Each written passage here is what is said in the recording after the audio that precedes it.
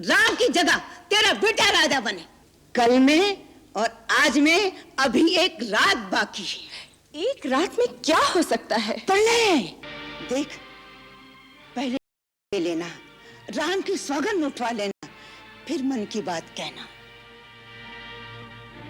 राम की सौगंध जब तक ना उठाए अपनी मांग कदापि ना कहना। भूलना मत, याद रखना।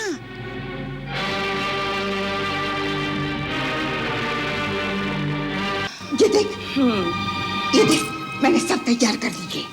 हाँ। ये क्या है? ये मुनियों के वस्त्र। बेचारे कहाँ ढूंढते फिरेंगे, मैंने सब इकट्ठे कर लिए। ये तो तूने अति उत्तम किया मंथरा। महाराज, मैं आपके अपराधी हूँ, मुझे दंड दो महाराज, मुझे दंड दो। ये तुम क्या कह रही हो माई? माई मंथरा, तुम तो हमारी माता के समान हो। हम तो वही तुम्हारी गोद में खेले बालक हैं मां।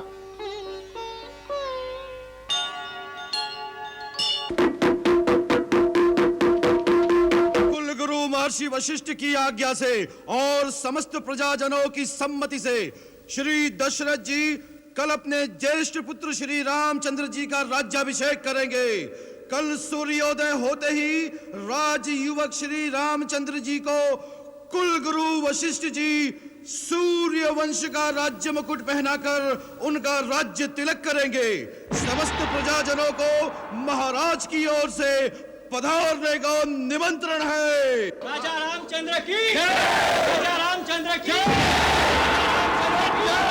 राजा रामचंद्र की, राजा रामचंद्र की, राजा रामचंद्र की।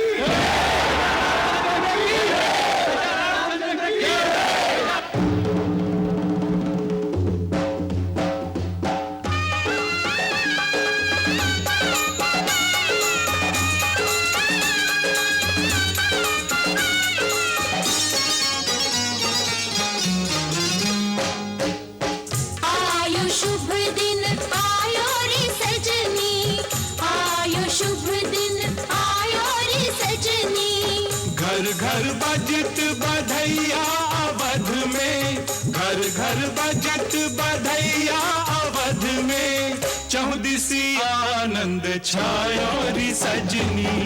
आयो शुभ दिन आयो रे सजनी, आयो शुभ दिन आयो रे सजनी।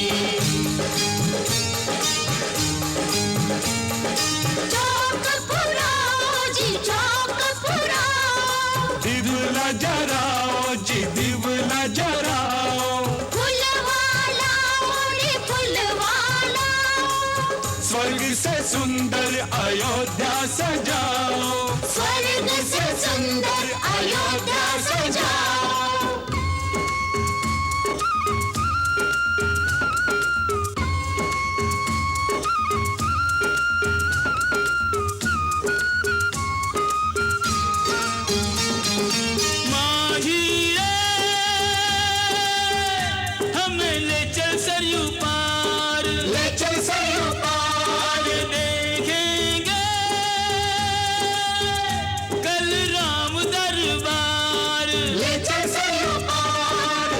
देखेंगे वो दरबार की शोभा, देखेंगे वो दरबार की शोभा, पुण्य जिन्होंने कमायो रे सजनी। आयो शुभ दिन आयो रे सजनी, आयो शुभ दिन आयो रे सजनी।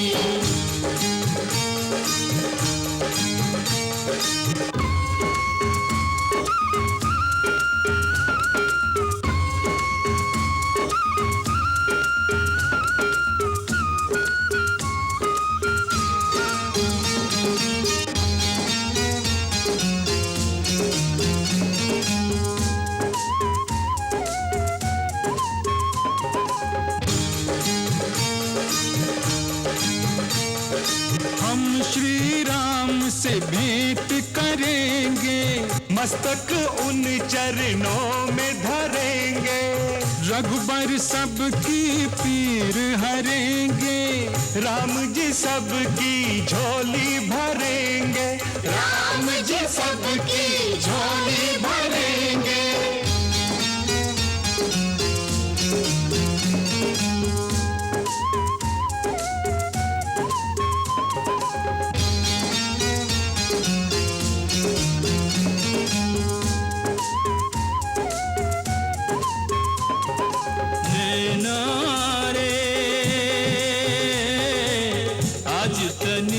खुल जइयो, राज तिलक रघुवर को दिखाए के, फिर चाहे मुद जइयो।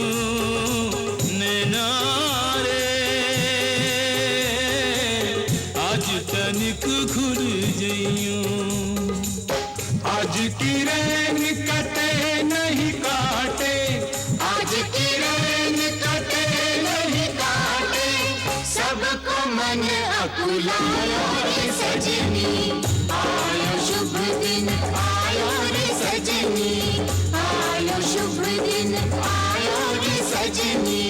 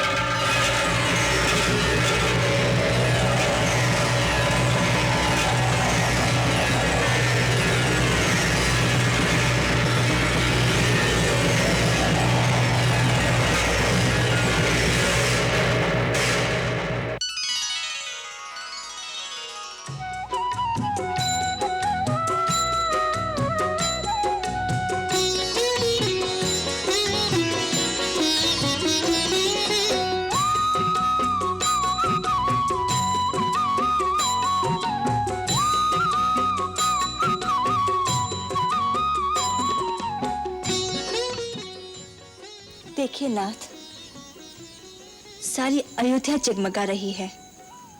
हाँ सीते। भैया भैया भाभी, अयोध्या की गली गली चौक चौक में मैं घूम कर आया हूँ। नगर के किसी भी कोने में अंधेरे के लिए कोई स्थान नहीं।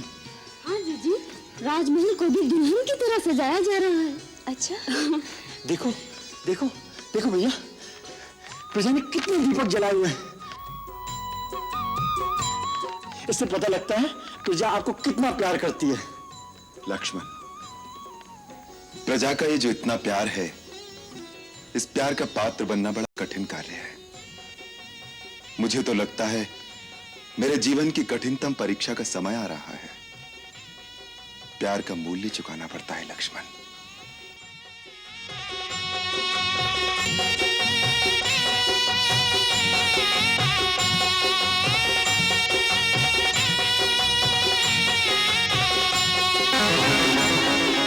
अरे कुबड़ी, दिखता नहीं है क्या?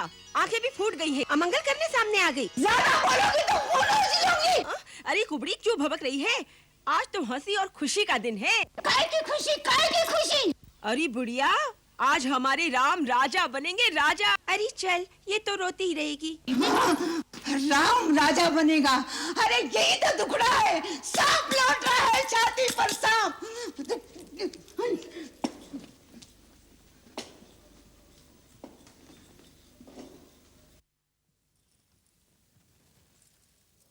ये लो, और मेरे राम की मंगल कामना करो।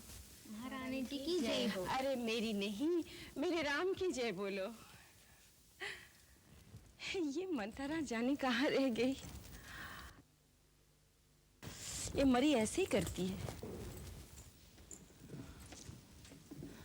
अरे करमजली, आई तो सही, कहाँ मर गई थी तू? देख, तेरे लिए कितना बहुमूल्य हार मैंने सबसे पहले निकाल कर रखा था। ला, मैं स्वयं इसे अपने हाथों तुझे पहना दूं। मेरी मंथरा माई। मारा गले में मत डालो रानी, गला काट कर फेंक दो, जिससे तुम्हारे बुरे दिन अपनी आंखों से न देखूं। चुप रह, न जाने क्या बकबक करती है। बुरे दिन आए मेरे बैरियों के। क्या मंथरा, तेरी ये दशा क्यों हो रही है? क्या हुआ है तुझे? तेरी ये दशा देखकर तो मुझे सचमुच आशंका होने लगी है। राम तीनों भाइयों सहित और महाराज कुशल से तो है ना? सब कुशल से है, तुम्हारी ही कुशल नहीं दिखाई देती। मैं तो खुशियों के सागर में डुबकियां लगा रही हूँ। मुझे तो बस एक ही बात दिखाई दे रही है, मेरा राम कब राजा बनेगा, कब अयोध्या के राज्य सिंहासन पर बैठेगा। हाय हाय हाय, फूट गए कर।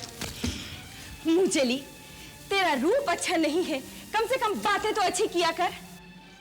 व्यर्थ के गाल बजाए जा रही है। ओह, लगता है तुझे लखन लाला ने कुछ कहा है, क्योंकि मेरा राम वो तो किसी को कोई कड़वी बात कभी कह ही नहीं सकता। क्यों कहेगा? सबसे मीठा रहकर ही तो सारी अयोध्या का राज हड़प कर जाएगा। करमजली, तेरी जीभ खिंचवा लूंगी, समझी? अरे राम बड़ा है, वही राजा बनेगा, और फिर सूर्यवंश की रीति यही है। उस रीति का परिणाम भी सोचा है कभी? राजा बनेगा राम और भरत बनेगा दास, और तुम बनोगी दासी। अरे कुटिल बुद्धि, उफ उफ। अरे राम के लिए तेरे मन में ऐसा कोई विचार आया कहां से? मेरा राम अपनी जननी कौशल्या से अधिक मुझे स्नेह करता है, और अपने छोटे भाइयों को अपने प्राणों से अधिक प्यार करता है। तेरी तो बुद्धि मारी गई है। बुद्धि मेरी मारी गई है या तुम्हारी? रानी, वो दिन भूल जाओ जब राम तुम्हारे स्नेह का स्वांग करता था, भरत को प्राणों से ज्यादा प्यार का ढोंग बताता था। अब तो भरत के प्राणों की चिंता करो। भरत राम के रास्ते का कांटा है, उसको हटाने के लिए ना जाने राम कैसे कैसे षड्यंत्र रचेगा। हे प्रभु, मेरे भरत की रक्षा करो, मेरे भरत की रक्षा करो प्रभु। मेरे भरत की रक्षा करो। मंथरा, चुप हो जा, चुप हो जा। ये कैसा विष घोल रही है मंथरा? तू ये कैसा विष घोल रही है? विष और अमृत की पहचान तुझे होती तो आज ये दिन ना आता। तू समझती रही कि राजा तेरा गुलाम है, पर उस कपटी के मन का कपट नहीं देखा तूने। पहले तो भरत को ननियाल भिजवा दी, और फिर राम के राज तिलक की तैयारी चटपट कर डाली। नहीं नहीं मंथरा, नहीं, जा चली जा यहाँ से। इस प्रकार मुझे मत बहका। इतने बड़े कुचक्र, ऐसे घोर षड्यंत्र की मैं कल्पना भी नहीं कर सकती। ऐसी कुटिल कुमति तुझ में किसने भर दी है? ऐसा व्यर्थ का प्रलाप मत कर मंथरा, मत कर। एक बात बता, इस तरह से आग लगाने में तेरा क्या लाभ होगा? मेरा लाभ? संसार में सभी स्वार्थी नहीं होते, हितैषी भी होते हैं। मैंने बचपन से तुम्हें गोद में पाला है, एक कोमल फूल के समान संभाल संभाल के रखा है। उस फूल को कोई पत्थर पे रख के पांव से कुचलने लगे तो मेरा कलेजा नहीं फटेगा क्या? इसी दुख के मारे कह रही हूं। मेरा क्या, तेरा पुत्र राजा बने या कौशल्या का, मैं तो रानी बनने वाली नहीं है। पर तू राजा की चहेती रानी बनकर अकड़ रही है ना, तू दासी बन जाएगी, मेरी तरह दासी। दासी? किसमें साहस है मुझे दासी बनाने का? किसकी दासी बनूंगी मैं? अपनी सौत की। वो तुझसे अपने चरण धुलवाएगी। चरण? दीदी? नहीं, दीदी ऐसा कदापि नहीं कर सकती, कदापि नहीं। दीदी? जिसे तू दीदी दीदी कह रही है, उस नागिन ने एक ही डंक ऐसा मारा। जिस राजा को तू जीवन भर नाच नचाती रही, उसी के हाथों तेरा सर्वनाश करा डाला।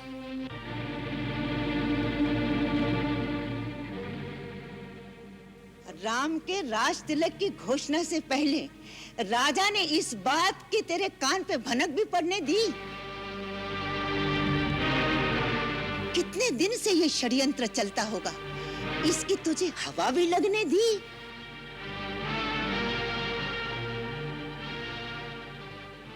मेरी भोली रानी, तू सौत का विष नहीं जानती।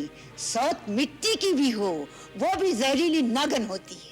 कभी कभी कोई स्वार्थ हृदय में ऐसी अगन लगाए, धर्म न्याय कर्तव्य उचित अनुचित सब कुछ खो जाए। दुनिया की कोई भी नारी सौतन सह ना पाए, इसी दाहने के कई के भी स्नेह और ज्ञान जलाए, इसी दाहने के कई के भी स्नेह और ज्ञान जलाए।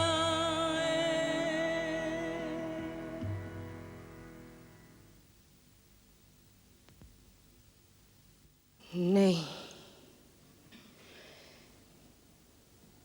मैं किसी की दासी नहीं बनूंगी। सौत की दासी बनने से पहले मैं विषपान करके मर जाऊंगी, लेकिन किसी की दासी नहीं बनूंगी, कदापि नहीं। मरने की क्यों सोचती है मूर्ख? जीतने की सोच। ये सोच कि सौत की जीती हुई बाजू कैसी पलट जाए, राम की जगह तेरा बेटा राजा बने। मंथरा, अब ये झूठे सपने क्यों दिखा रही है?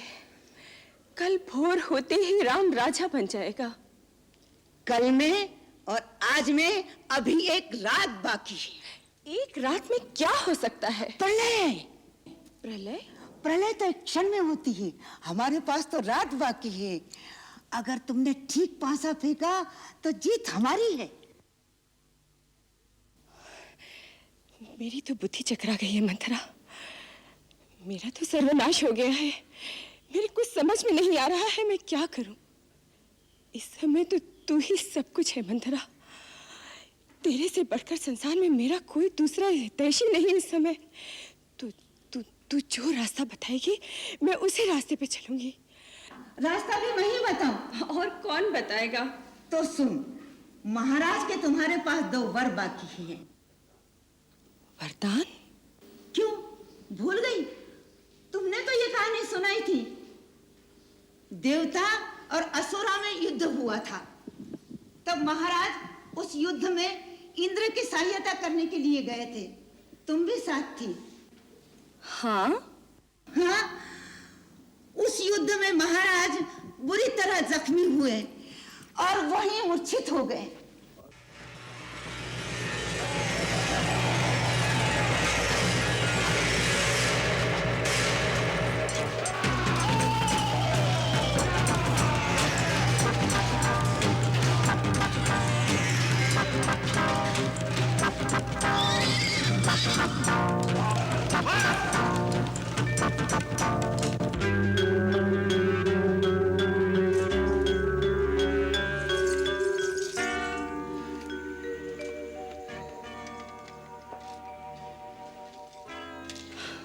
महाराज, महाराज, आंखें खोलिए। तब तुम रथ को वहां से बड़ी कुशलता से निकाल कर लाई थी और महाराज के प्राण बचाए थे। राजा के शरीर में लगे हुए तीर तुमने निकाले थे और उनके प्राणों की रक्षा की थी। और तब राजा ने प्रसन्न होकर कहा, मेरी रानी, मैं तुम्हें 2 वरदान देता हूं, मांग लो क्या मांगना है। तुमने कहा था फिर कभी मांग लूंगी। वो 2 वरदान मांगने का समय आ गया है, जिससे अपना काम बन जाएगा। अच्छा? तुम्हारी पहली मांग रहेगी, राम के जगह भरत का राज तिलक।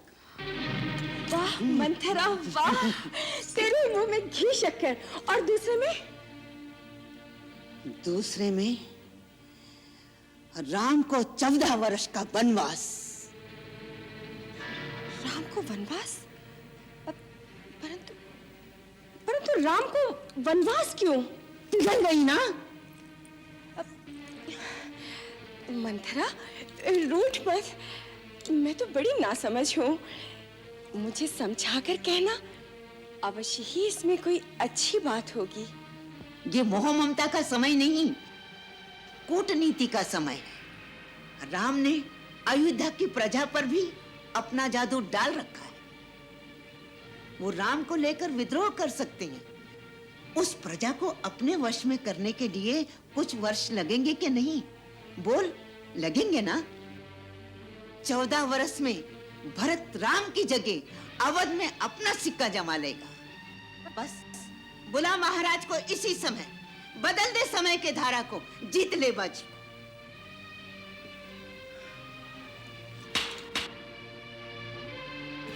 जय हो महारानी जी की। जाओ, महाराज जहां भी हो उन्हें मेरा संदेशा दो।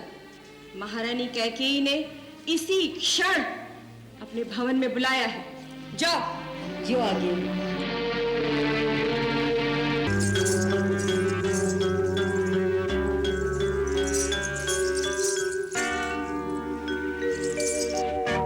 देख लिया, महारानी कैकेयी का संदेशा होते हुए भी दासी को महाराज के पास नहीं जाने दिया। अभी तो राम गद्दी पर बैठा ही नहीं तो ये हाल है। मैं भी देखती हूँ कैसे बैठता है वो राजगद्दी पर। यही तो देखना है कि ये उबाल महाराजा के मीठी मीठी बातों में कहीं ठंडा ना हो जाए। सावधान रानी, आज पति की चिकनी चुपड़ी बातों में फिसल गई तो जन्म भर कर्म फोड़ती रहोगी। अरे वो आए तो सही, पहले अपने दिए हुए वचन पूरे करवाऊंगी। हाँ, उतावले में बाजी हाथ से निकल जाएगी। उतावलापन कैसा मंत्रा? अब समय ही कहाँ है। फिर भी निशाना साध के तीर चलाना चाहिए। तो अब तू ही बता, मैं क्या करूं? इस समय तो सारी अयोध्या में तेरे सिवा मेरा और कोई नहीं। तू जिस रास्ते पर मुझे चलाएगी मंथरा, मैं उसी रास्ते पर चलूंगी। रास्ता तो एक ही है, त्रिया चरित्र। त्रिया चरित्र दिखाना है तो पूरी तरह दिखाना।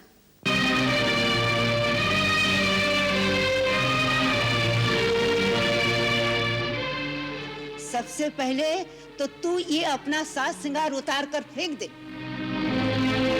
निकाल दे ये गहने सब। चली जा सीधी कोप भवन में। जल से निकली मछली की तरह धरती पर तड़पती रहना। रो रो के आंखें सुझा लो, भले ही झूठे आंसू हो। फिर उससे क्या होगा? तुम्हें इस बुरी हालत में देख के महाराज के होश उड़ जाएंगे। फिर वो तेरी मिन्नत करेंगे, तेरे पैरों पड़ेंगे। रानी, तेरी ये दशा क्यों है? तेरी ये हालत क्यों है रानी? अरे मेरे प्राणों से प्यारी, मुझसे बात तो करो। लेकिन सावधान, बात न करना, केवल आंसू बहाती रहना। लंबी लंबी आहें भरना। लेकिन प्राणनाथ को किसी बात का उत्तर मत देना। फिर मैं वो दोनों वर कब मांगूंगी? अरे बताती हूँ ना। देख, पहले ले लेना, राम की सौगंध उठवा लेना, फिर मन की बात कहना। राम की सौगंध जब तक ना उठाए अपनी मांग कदापि ना कहना। भूलना मत, याद रखना।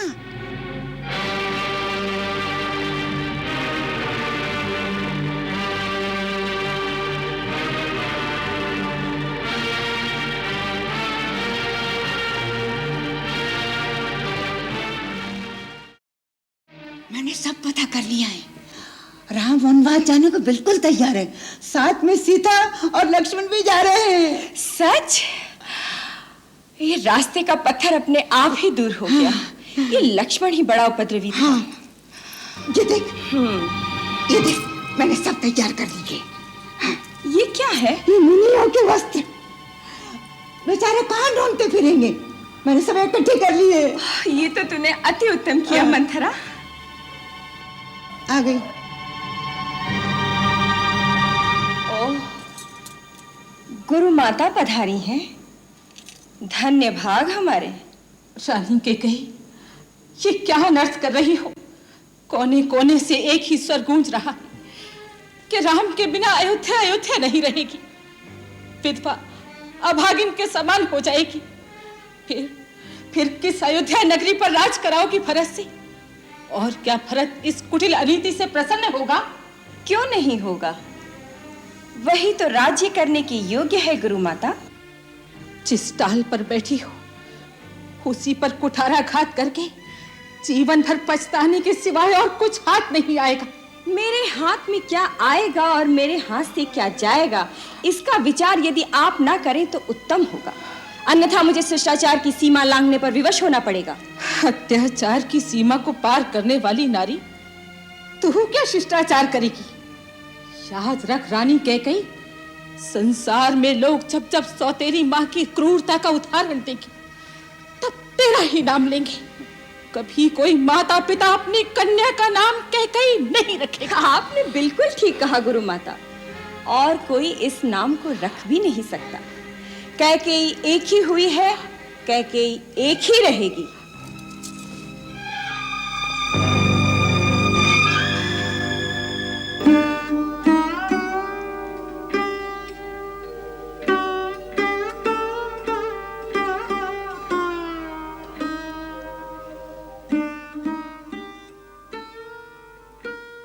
महाराज की जय हो। राजकुमार श्री राम और लक्ष्मण अपनी सारी संपत्ति दान करके महलों को त्याग कर वन गमन के लिए तैयार होकर आए हैं। दोनों भाई कुलवधू सीता के साथ द्वार पर खड़े हैं, आपके दर्शन की आज्ञा चाहते हैं। सुमंत्र, उन्हें तुरंत लेकर आओ। जो आज्ञा महाराज।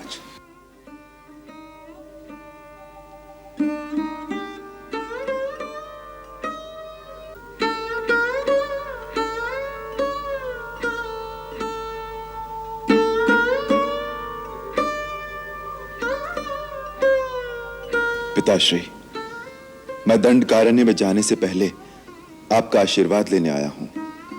मेरे साथ लक्ष्मण और सीता को भी वन जाने की आज्ञा दीजिए। क्या? लक्ष्मण, सीता? नहीं नहीं नहीं। मैंने इन दोनों को रोकने का बहुत प्रयत्न किया, परंतु इन्होंने अपना हट नहीं छोड़ा। आप शोक का त्याग कर दीजिए पिताश्री, और हमें जाने की अनुमति दीजिए। मैं 14 वर्ष तक वन में रहकर आपकी प्रतिज्ञा पूरी कर लेने पर फिर आपके चरणों में शीश नवाऊंगा। नहीं नहीं, राम तुम वन में मत जाओ। कैकेयी को दिए हुए वचनों से मैं बंधा हूं।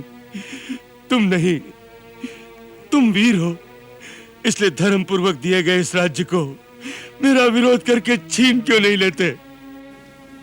पिताश्री, मैं जानता था आप यही कहेंगे। मैं आपकी महानता को जानता हूं। आप अपने यश, अपनी कीर्ति, सारे जीवन की तपस्या और सत्कर्मों का इसलिए बलिदान कर देना चाहते हैं जिससे आपके पुत्र के साथ अन्याय ना हो। जिसका ऐसा महान पिता हो, उस पुत्र का भी तो यही कर्तव्य है कि वो अपने पिता की महानता पर आंच ना आने दे। यदि मुझे पित्राज्ञा उल्लंघन करने का पाप भी लगे तो भी मैं वो कार्य कदापि नहीं करूंगा जिससे आपकी विमल कीर्ति को धब्बा लगे। तुम अपने पिता को सत्यवादी बनाना चाहते हो, उसके लिए तुम सब कुछ सहन कर सकते हो, परंतु मैं राजमहल में रहूं और तुम वन के दुख भोगो। नहीं वत्स, नहीं, मैं भी तुम्हारे साथ वन में चलूंगा। पिताश्री, आप ही ने तो कहा था कि राजा प्रजा की धरोहर होता है, इसलिए पुत्र मोह में अपनी प्रजा को निसहाय छोड़कर आप कैसे जा सकते हैं? आप मेरे दुख की चिंता न कीजिए। सुख और दुख तो केवल मन की स्थिति का नाम है। मैंने तो अपने मन को वन के सुखों की ओर आकर्षित कर भी लिया है।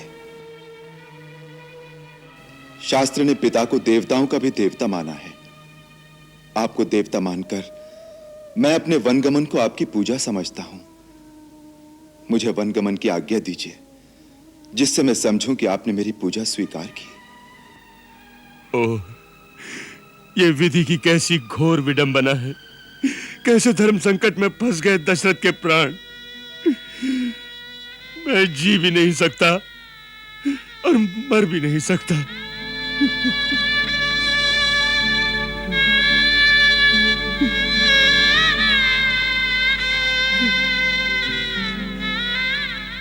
ठीक है,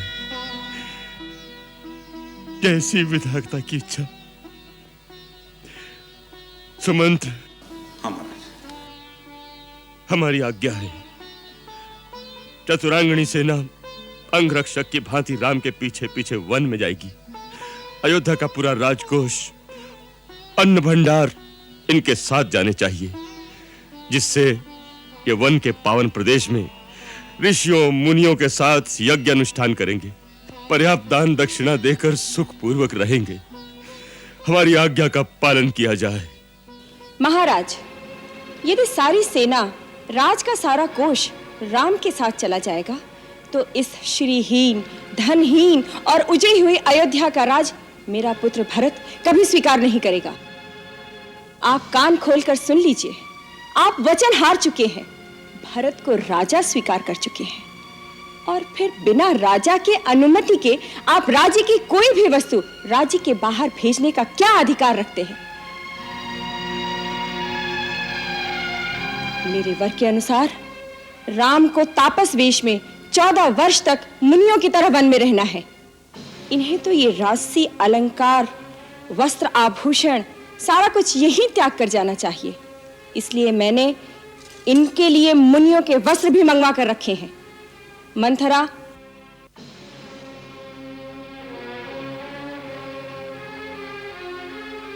ये राम के लिए। देवी कैकेयी, क्रूरता की भी एक सीमा होती है। तुम्हारा यह आचरण देखकर मेरा भी मन करता है कि मैं अयोध्या और राज को त्याग कर श्री राम के साथ वन में चला जाऊं। तुमने जो अपने पति की दुर्गति कर रखी है, उसके फल स्वरूप न जाने तुम्हें क्या क्या नरक भोगने पड़ेंगे। परंतु शायद इसमें तुम्हारा दोष न हो, क्योंकि नीम के पत्ते निचोड़ने से शहद नहीं निकलता। तुम्हारी माता ने भी अपने पति के साथ तिरिया हट करके अपनी ही दुर्दशा कराई थी। आर्य सुमंत्र, अपनी मर्यादा में रहें तो अति उत्तम होगा। आर्य सुमंत्र, माता कैकेयी ठीक कह रही हैं।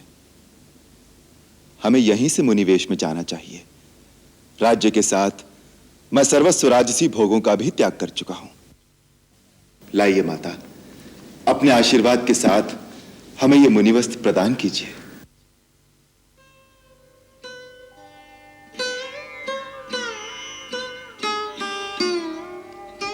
ये लक्ष्मण के लिए।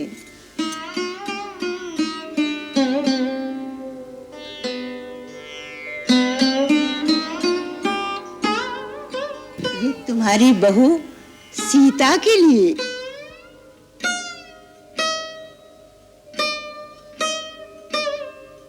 ठहरो देवी कैकेयी,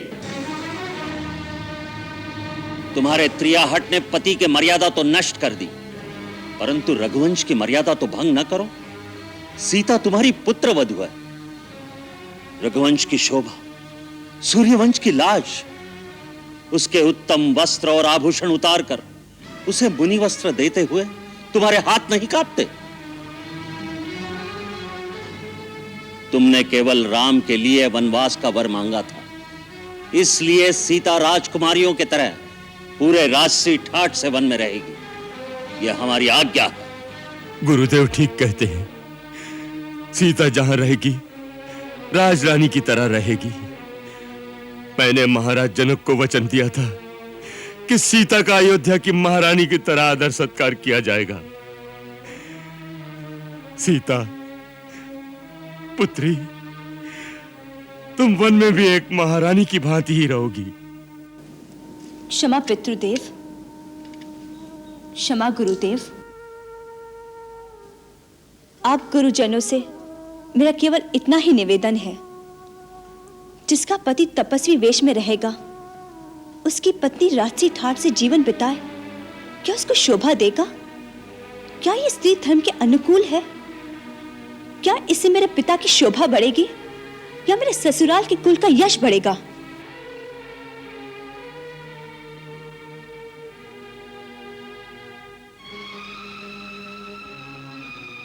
माताजी, मुझे ये वस्त्र प्रदान कीजिए और सिखाइए इन्हें कैसे पहना जाता है। आओ बहुरानी, मैं सिखाती हूँ, मैं पहनाती हूँ। आओ, आ जाओ, आओ, आओ, रखो, आओ चलो।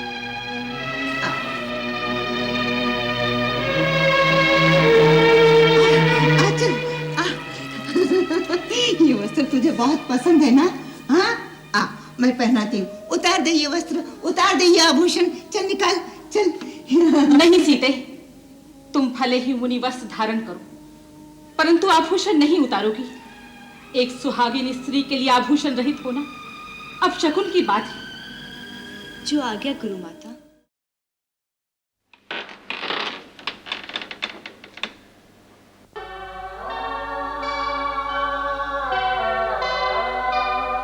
माई,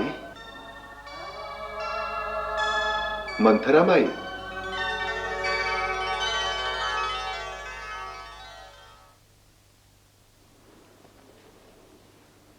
कौन कौन बुला रहा मुझे? क्यों बुला रहा है?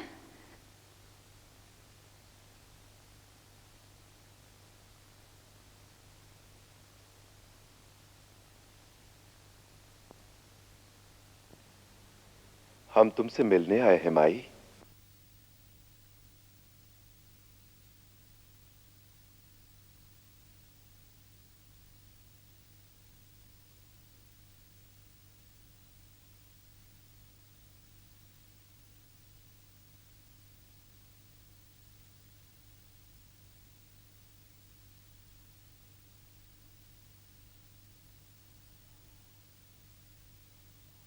राम, राजा राम, महाराज, आप आ गए।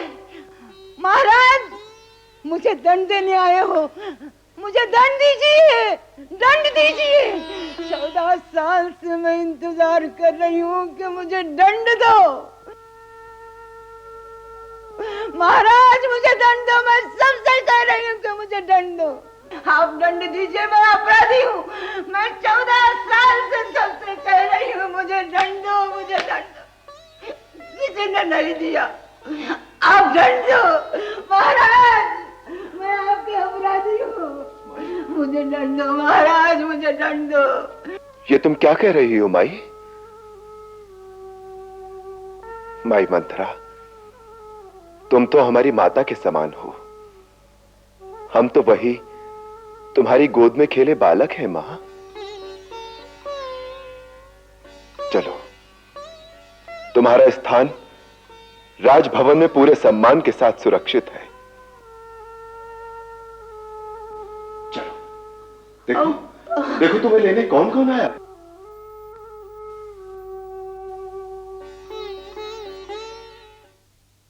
आओ बहुरानी, मैं सिखाती हूँ, मैं पहनाती हूँ। आ चल, आ। ये वस्त्र तुझे बहुत पसंद है ना? हाँ, आ, मैं पहनाती हूँ। उतार दे ये वस्त्र, उतार दे ये आभूषण, चल निकाल। नहीं, नहीं। ऐसे क्या देख रही हो देवी? इन्हें आशीर्वाद दो। आशीर्वाद? नहीं, नहीं, मैं इस योग्य नहीं हूँ। मैं अपराधी नहीं हूँ। मैं आपके ठोकरों में पड़ने के योग्य भी नहीं हूँ। मुझे दंड दीजिए, दंड दीजिए देवी।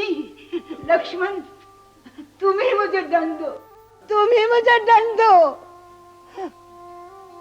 उस दिन शत्रु के हाथ से भरत ने मुझे क्यों बचाया?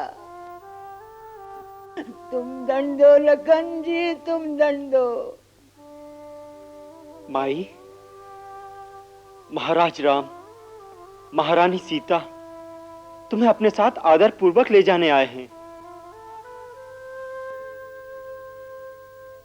ऐसे नहीं लक्ष्मण, मंथरा माई को पहले प्रणाम करो।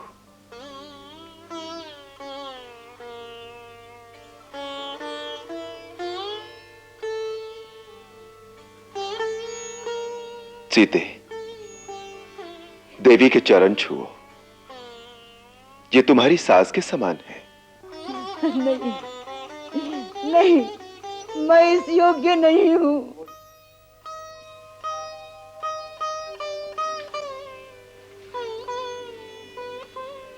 नहीं सीता, नहीं, मैं तुम्हारी अपराधी हूँ, मैं अपराधी हूँ। मैं इस योग्य नहीं हूँ सीता, मैं इस योग्य नहीं हूँ, मैं इस योग्य नहीं हूँ सीता। सीता,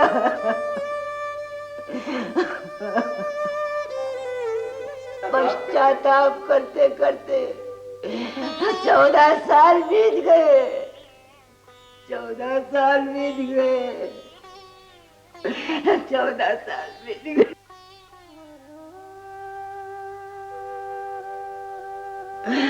राम जी, राम,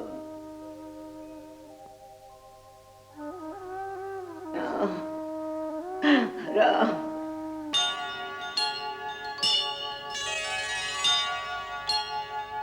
बालक, हम तुम्हारे सारे अपराध क्षमा कर देते हैं। ये यज्ञ का अश्व हमें लौटा दो, हम तुम्हें कोई दंड नहीं देंगे। युद्ध में हमें पराजित कीजिए और घोड़ा ले जाइए, और ये भी याद रखिए, घोड़ा लिए बिना चले गए तो समस्त विश्व में अपयश फैलेगा। एक ही प्रश्न है महाराज, कि हमारे गुरुदेव कहते हैं आप मर्यादा पुरुषोत्तम हैं, परंतु ये कहाँ की मर्यादा है कि उस पत्नी का जिसकी पवित्रता पर आपको स्वयं विश्वास है, केवल कुछ लोगों की निंदा के कारण त्याग कर दिया जाए और उसे निस्सहाय अवस्था में वनवास के दुख भोगने पर विवश कर दिया जाए? ये कौन सा धर्म है? राजधर्म। ये क्या लीला है? आपको आपकी इष्ट की शपथ है, मुझे सच सच बताइए, ये दोनों कौन हैं? क्या जो मेरी अंतरात्मा कह रही है वो सत्य है? भक्त शिरोमणि, आप अपनी ही शक्ति के द्वारा प्रत्यक्ष देख भी चुके हैं, फिर भी मुझसे क्यों पूछ रहे हैं? जैसे पिता का प्यार पाकर पुत्र भावुक हो जाता है, उसी प्रकार आपका दुलार पाकर हम जैसे प्रजाजनों का भाव विभोर हो जाना प्राकृतिक ही है। रामायण नाम का महाकाव्य जो हम आपको सुनाने जा रहे हैं, वह हमारे गुरुदेव भगवान श्री वाल्मीकि ने आपके संपूर्ण जीवन चरित्र पर आधारित करके लिखा है। उन्होंने ही इसे संगीतबद्ध भी किया है। अतः आज तक की कथा हम आपको प्रतिदिन थोड़ी थोड़ी करके सुनाते जाएंगे।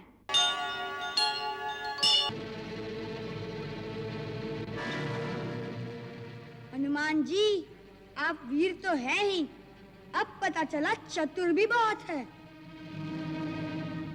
ऐसी मधुर मधुर बातों के मोह जाल में फंसाकर आप हमें अपने राजा के पास ले जाकर अपनी सफलता का प्रमाण भी देना चाहते हैं और हमें बंदी बनाकर दंड भी दिलाना चाहते हैं। हम इन बातों के जाल में आने वाले नहीं। भैया, सीधा सीधा कहो ना कि हमने महाराज राम की चुनौती पढ़ के घोड़ा पकड़ा है। उन्हें कहो कि स्वयं आए, हमसे युद्ध करके या तो घोड़ा ले जाए या हार मानकर चुनौती वापस ले ले।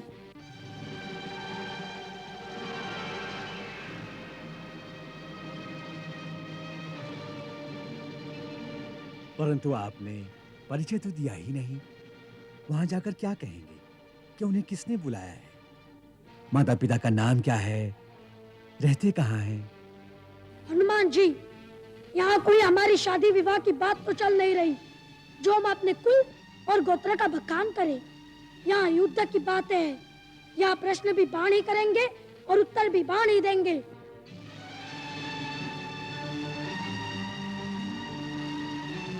आपको हमारी बात स्वीकार है तो जाइए, और यदि लड़ना है फिर वार कीजिए।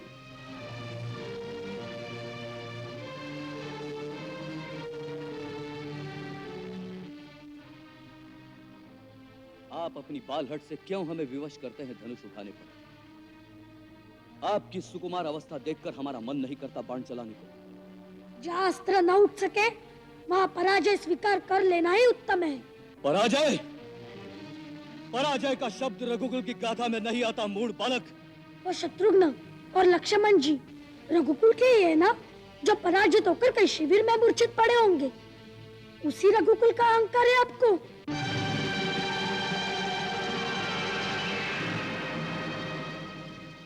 तुम दिखने में तो मनोहर दिखाई देते हो, परंतु अंदर से उतने ही विषैले हो। ऐसे फल को तो तुरंत काट देना चाहिए।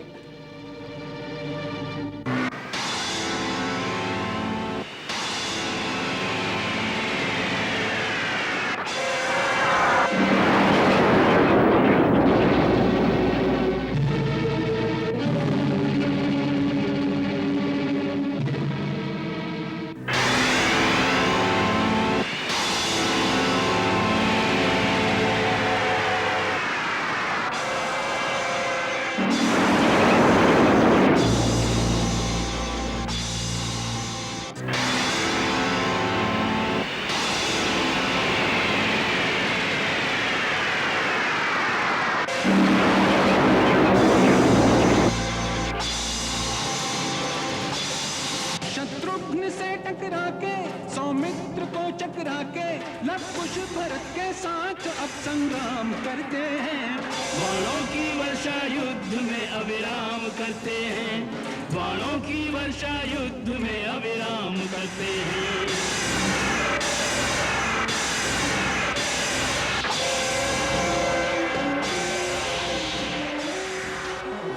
राम स्वयं जब तक निर्णय को न आएंगे, अश्वमेध का अश्वन लव कुश लौटाएंगे।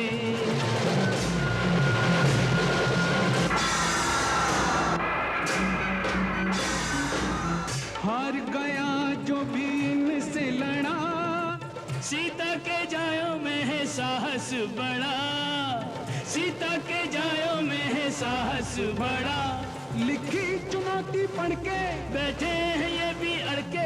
क्षत्रिय सुलभ कौशल भरा हर काम करते हैं। बाणों की वर्षा युद्ध में अविराम करते हैं।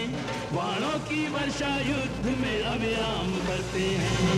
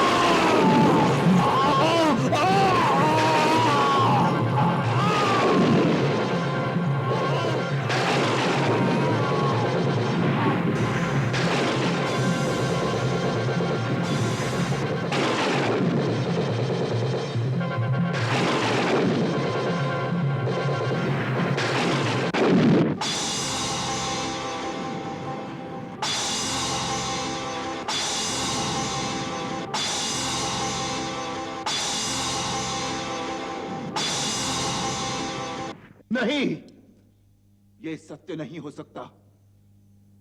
भरत, सुग्रीव और हनुमान एक साथ पराजित हो गए। जी महाराज। यज्ञ का अश्व अभी तक मुनि कुमारों के पास ही है। जी महाराज।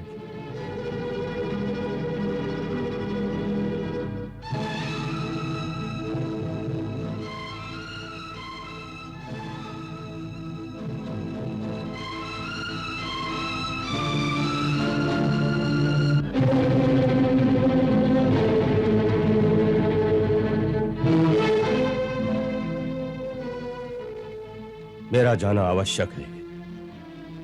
वन देवी से कहना कि मैं शाम तक लौट आऊंगा। लो भैया, मैं भोजन ले आया। मैंने सोचा न जाने महाराज राम को आने में कितनी देर लग जाए, तब तक हम भोजन तो खा ले। अरे हम अकेले कैसे खाएंगे? श्री हनुमान जी भी तो भूखे होंगे। परंतु वे ये सूखी रोटी खाएंगे? पूछना तो चाहिए। चलो।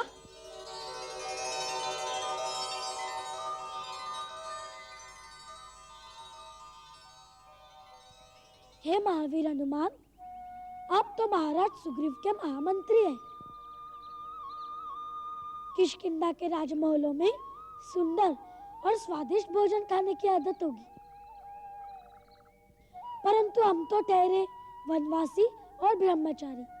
हमारे पास तो ये सूखी रोटी है, उसे से आपकी सेवा कर सकते हैं।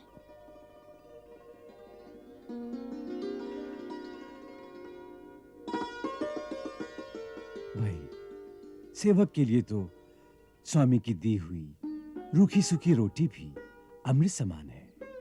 परंतु आप सेवक और हम स्वामी कैसे हो गए? देखो, जो युद्ध में हार जाए उसे तो दूसरे का सेवक ही बनना पड़ता है। नहीं भैया, हमें तो किसी भी सेवक की आवश्यकता नहीं। हमारे गुरुदेव ने रामायण में लिखा है कि आप श्री राम के अनन्य सेवक हैं, तो आप उनके ही सेवक रहिए। ओहो,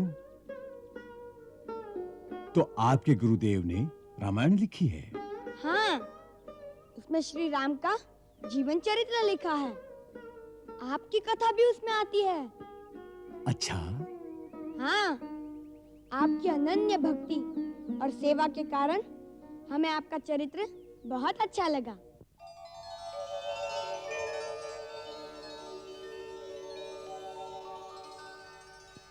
मुझे भी आप दोनों बहुत अच्छे लगते हैं। लगता है जैसे आप भी रामायण के ही कोई पात्र हो, जैसे श्री राम के ही कोई अपने हो। हनुमान जी, ये मंत्रियों वाली राजनीति युद्ध भूमि में ना चलाइए। लीजिए, भोजन कीजिए।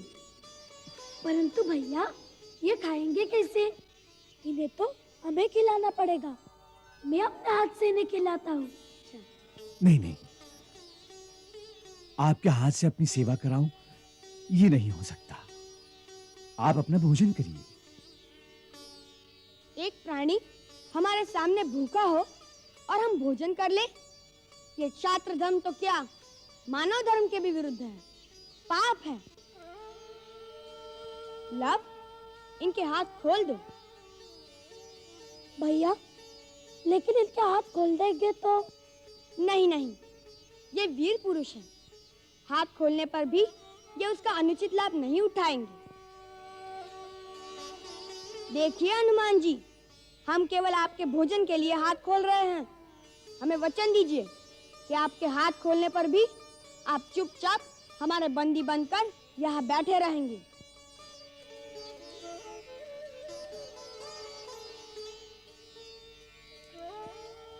हे क्षत्रिय कुमारों, आपने तो अपने गुणों से मुझे सदा के लिए बंदी बना लिया है। मैं आपके माता पिता को प्रणाम करता हूं।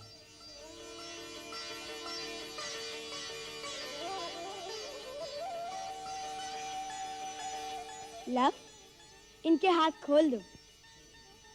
अच्छा भैया।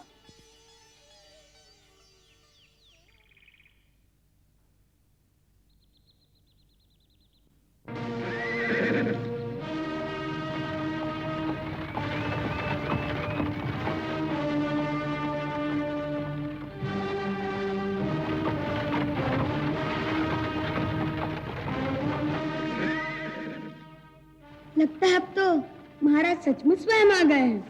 आने दो।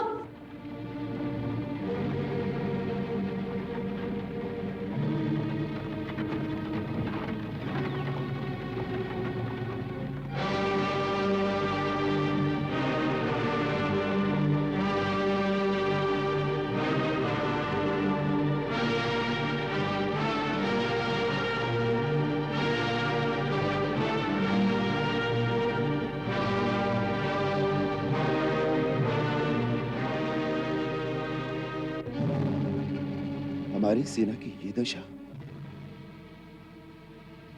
वीरभद्र, विश्वास नहीं होता कि केवल 2 छोटे मुनि कुमारों ने अयोध्या की चतुरंगिनी सेना का यह हाल कर दिया है। परंतु ये सत्य है महाराज। बड़े अचरज की बात है। ये कोई साधारण मानव नहीं कर सकता।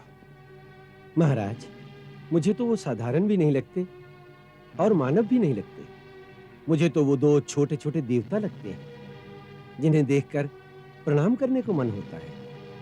अवश्य कुछ ऐसा ही हो सकता है, अन्यथा लक्ष्मण, भरत, हनुमान और सुग्रीव जैसे वीर इस प्रकार धराशायी न हो जाते। ये सारी बातें सुनकर हम भी उनके दर्शनों को लालायित हो रहे हैं।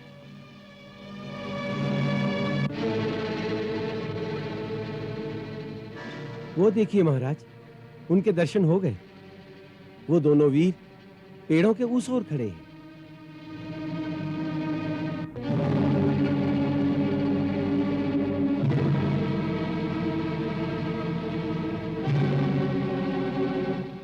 भैया तैयार रहो, कहीं महाराज राम अचानक पीछे से आक्रमण न कर दे। इतनी देर तक सामने क्यों नहीं आए? नहीं लव, मेरे विचार में वो ऐसा कभी नहीं कर सकते। वो वीर है और वीर पुरुष कभी छुप के वार नहीं करते। धन्य हो, एक सच्चा वीर ही दूसरे वीर का आदर कर सकता है।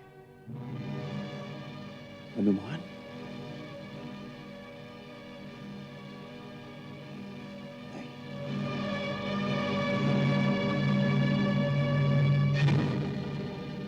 रथ आगे ले चलो।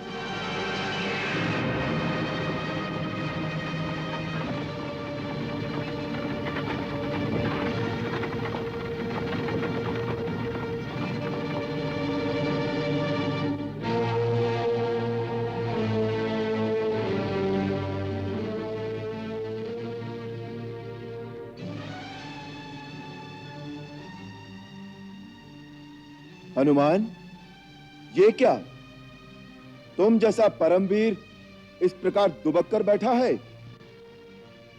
प्रभु, इस समय मैं अपनी वीरता नहीं दिखा सकता। मैं आपकी कोई सहायता नहीं कर सकता। मैं इनका बंदी हूं।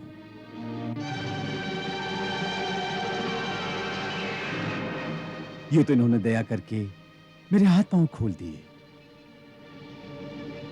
मैंने इन्हें वचन दिया है कि मैं अपने खुले हाथों का प्रयोग केवल भोजन के लिए ही करूंगा। आप मुझे क्षमा कीजिए प्रभु।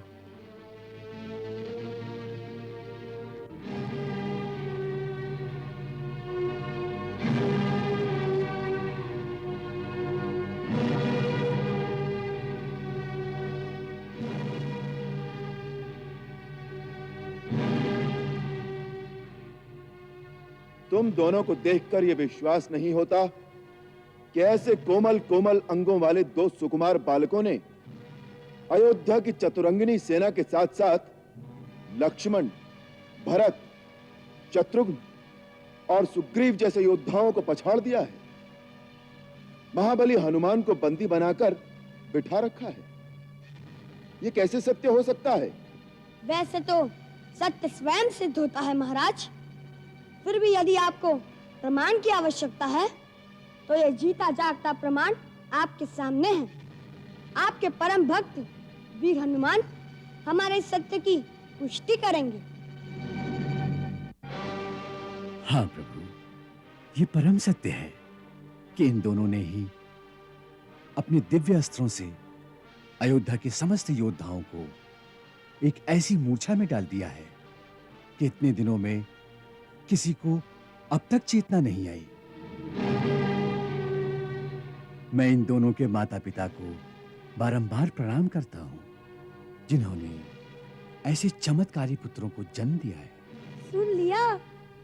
अब तो विश्वास हो गया ना कि आपके इस सेना का ये हाल हम ही ने किया है।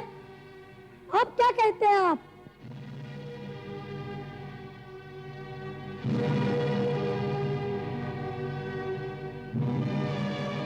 ये अश्वमेध यज्ञ का घोड़ा हमारे राज्य की चतुर्दिश वृद्धि का प्रतीक है। तुम कोई राजा या राजकुमार तो नहीं हो कि तुम्हें हमारी राज्य वृद्धि से ईर्ष्या हो।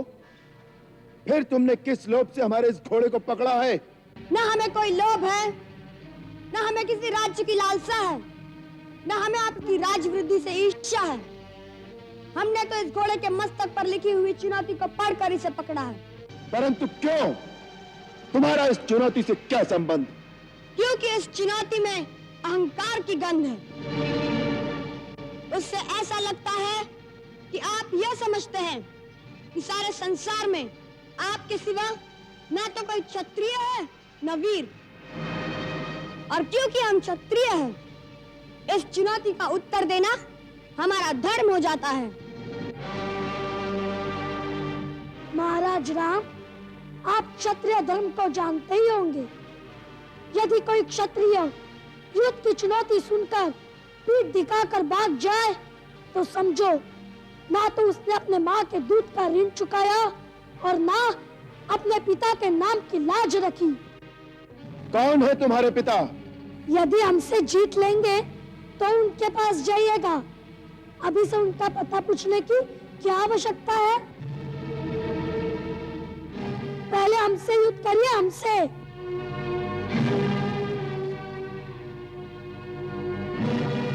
सोच क्या रहे हैं? उठाइए धनुष। तुम्हारे गुरु ने तुम्हें कोई तंत्र विद्या सिखाई है? क्यों? क्योंकि जो कार्य तुमने किया है वो अवश्य दंड देने योग्य है, परंतु तुम्हें देखकर हमारे मन में न तो दंड देने की इच्छा हो रही है और न तुमसे युद्ध करने की। मेरी अवस्था भी यही है। मैं तो यही सोच रहा हूँ कि आप किसी मोहिनी मंत्र का जाप कर रहे हैं।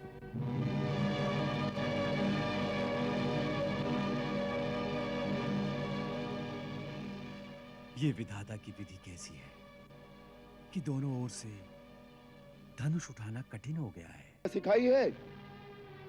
क्यों? क्योंकि जो कार्य तुमने किया है वो अवश्य दंड देने योग्य है, परंतु तुम्हें देखकर हमारे मन में न तो दंड देने की इच्छा हो रही है और न तुमसे युद्ध करने की। मेरी अवस्था भी यही है। मैं तो यही सोच रहा हूँ कि आप किसी मोहिनी मंत्र का जाप कर रहे हैं। ये विधाता की विधि कैसी है कि दोनों ओर से धनुष उठाना कठिन हो गया है। महाराज राम, इस प्रकार यह मंत्र तंत्र का प्रयोग वीरों के लिए उचित नहीं है। यदि कर सकते हैं तो सच्चे क्षत्रिय की भांति हमें अस्त्र शस्त्र से पराजित करिए, भावना की मोहिनी डालकर नहीं। बालक, हम तुम्हारे सारे अपराध क्षमा कर देते हैं। ये यज्ञ का अश्व हमें लौटा दो, हम तुम्हें कोई दंड नहीं देंगे। युद्ध में हमें पराजित कीजिए और घोड़ा ले जाइए। और ये भी याद रखिए, घोड़ा लिए बिना चले गए तो समस्त विश्व में अपयश फैलेगा। बालक, हमें विवश मत करो। जब युद्ध भूमि में आ ही गए हैं महाराज, तो अब और कोई मार्ग नहीं बचा। एक ही मार्ग रह गया है। धनुष उठाइए।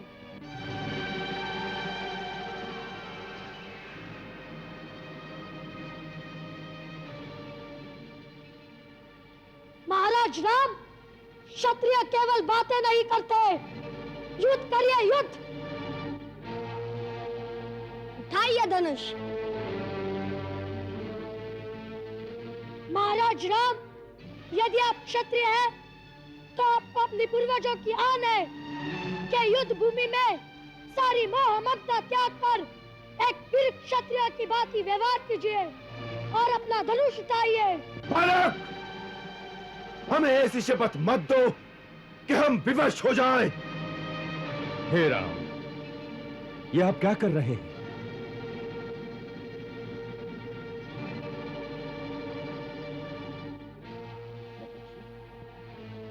बालकों की बातों में आकर ये क्या अनर्थ कर रहे हैं आप?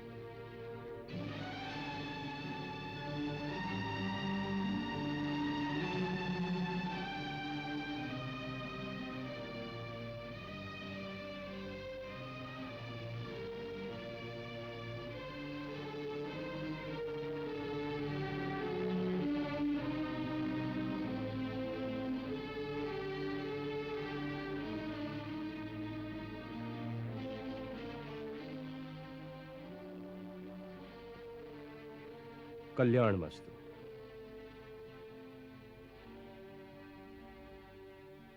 प्रभु, स्त्री, वृद्ध और बालक, इन तीनों के जीवन की रक्षा का भार तो राजा पर ही होता है। अपराधी होने पर भी उन पर राजा का हाथ नहीं उठता। महर्षि, ये बालक बहुत हठी हैं। बालहट तो सब जानते हैं महाराज, परंतु बालहट का उत्तर राजहट तो नहीं हो सकता। कुश, लव, ये हमारे राजा हैं, हम इनके राज्य में रहते हैं। राजा के सामने अस्त्र उठाना राजधर्म के अनुसार पाप है। आपने राजा की अवज्ञा की है। आपने राजा का घोड़ा क्यों पकड़ा? दो कारणों से गुरुदेव। पहला कारण तो यह चुनौती है जो इस घोड़े के मस्तक पर स्वर्ण अक्षरों में लिखी हुई है। सुनिए क्या लिखा है। राजराजेश्वर छत्रपति महाराज श्री रामचंद्र के अश्वमेध यज्ञ का यह अश्व दिग दिगांतर में स्वतंत्र भ्रमण के लिए छोड़ा गया है। इसके आगे नतमस्तक होने वालों को महाराज राम की शरण प्राप्त होगी और जो इसे पकड़ने का दुस्साहस करेगा उसे श्री राम की सेना से युद्ध की चुनौती स्वीकार करनी होगी। गुरुदेव, आप ही ने सिखाया था कि सच्चा क्षत्रिय वही है जो युद्ध की ललकार सुनकर भाग न जाए, इसलिए हमने यह चुनौती स्वीकार कर ली।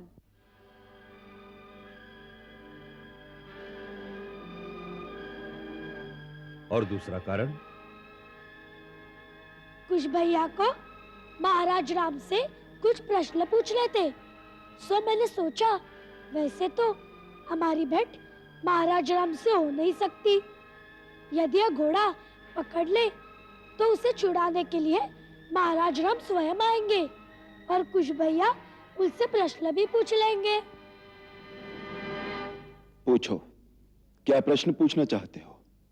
एक ही प्रश्न है महाराज कि हमारे गुरुदेव कहते हैं आप मर्यादा पुरुषोत्तम हैं, परंतु यह कहाँ की मर्यादा है कि उस पत्नी का जिसकी पवित्रता पर आपको स्वयं विश्वास है केवल कुछ लोगों की निंदा के कारण त्याग कर दिया जाए और उसे निस्सहाय अवस्था में वनवास के दुख भोगने पर विवश कर दिया जाए। यह कौन सा धर्म है? राजधर्म।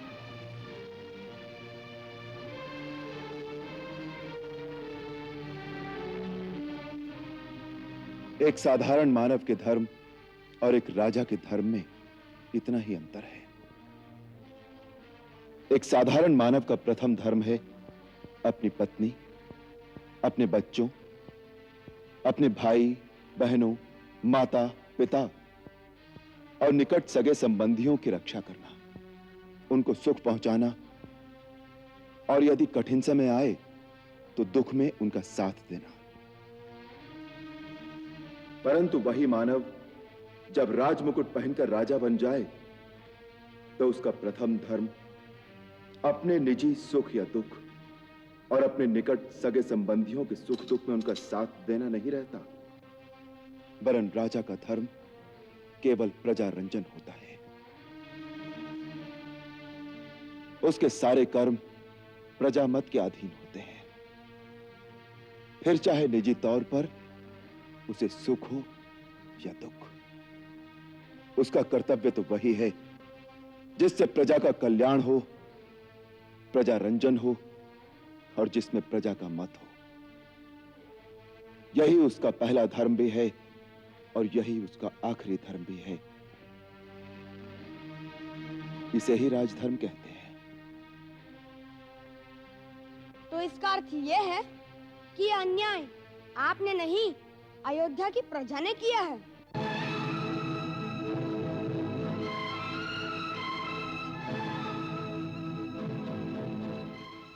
जो अयोध्या की प्रजा ने किया है उसका उत्तर अयोध्या की प्रजा से मांगना चाहिए। लवकुश, इस समय तुम दोनों ने इनका घोड़ा पकड़कर और इनके सामने अस्त्र उठाकर जो अवज्ञा की है उसके लिए तुम्हें इनसे क्षमा मांगनी चाहिए। महाराज राम के विरुद्ध तुम्हारा अस्त्र उठाना ऐसे ही धर्म विरुद्ध है जैसे तुमने अपने पिता के ही सामने अस्त्र उठाए हो, क्योंकि राजा प्रजा के लिए पिता समान ही होता है। शास्त्र कहता है कि पिता ही सर्वभूतानां राजा भवति धर्मतः। इसलिए तुम्हें इनको पिता समान आदर देकर क्षमा मांगकर यज्ञ का घोड़ा लौटा देना चाहिए। जो आज्ञा गुरुदेव।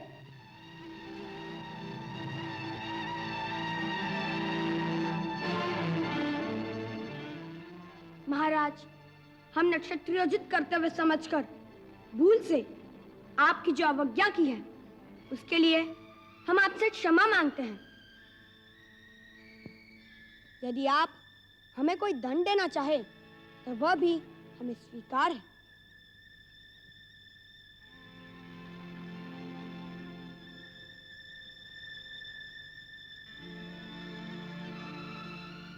तुम दंड के अधिकारी नहीं हो बालक।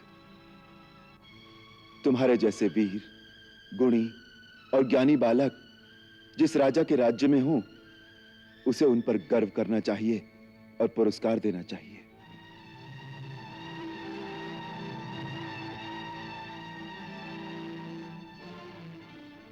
जब तुम्हारी शिक्षा पूर्ण हो जाए और यदि तुम्हारे गुरु और तुम्हारे माता पिता तुम्हें आज्ञा दें तो तुम दोनों के लिए मेरे द्वार सदैव खुले रहेंगे।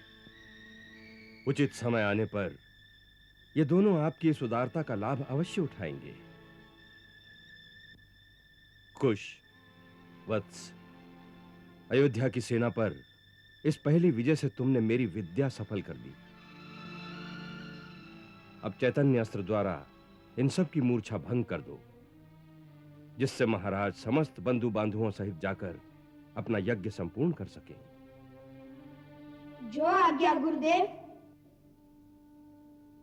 चलिए महाराज।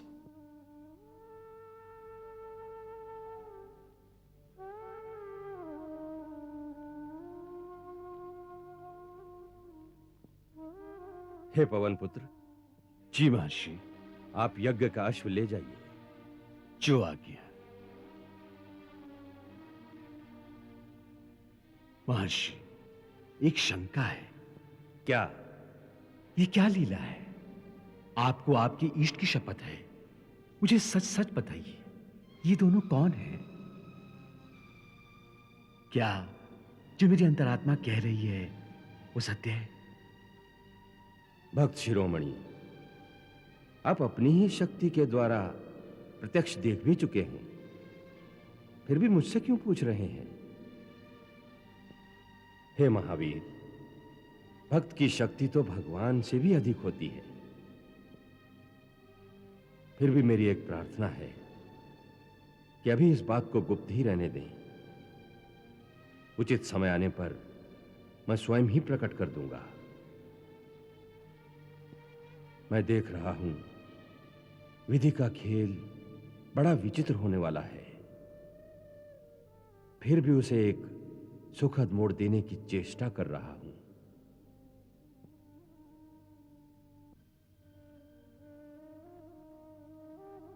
आपके भक्त सफल मनोरथ हूं। पुत्री, पुत्री, सुना तूने? लव कुश ने अयोध्या की सारी सेना को पराजित कर दिया। क्या?